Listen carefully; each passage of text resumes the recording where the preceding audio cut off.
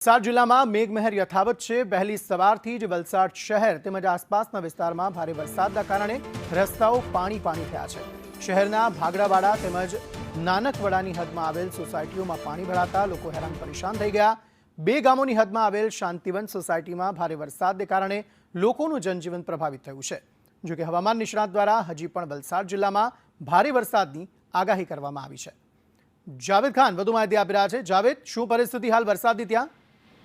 જી, વહેલી સવારથી વલસાડ શહેર અને તેમજ આજુબાજુના વિસ્તારોમાં ધોધમાર વરસાદ વરસી રહ્યો છે। ત્યારે અન્ય તાલુકામાં પણ છૂટોછવાયો વરસાદ પડ્યો છે। ત્યારે વહેલી સવારથી અત્યાર સુધીમાં 3.5 થી 4 ઇંચ જેટલો વરસાદ નોંધાયો છે, જેના કારણે વલસાડની આ સોસાયટીઓ તેમજ અલગ અલગ વિસ્તારોમાં પાણી ભરાયા છે। ત્યારે આ જે સોસાયટી છે એ સોસાયટીની અંદર જે મકાનો આવેલા છે, મકાનોના ઘરની અંદર પાણી ઘૂસ્યા હતા, જેને લઈને સ્થાનિક રહીશો છે જેઓએ હાલાકી ભોગવવાનો વારો આવ્યો હતો। આભાર સમગ્ર માહિતી આપવા માટે।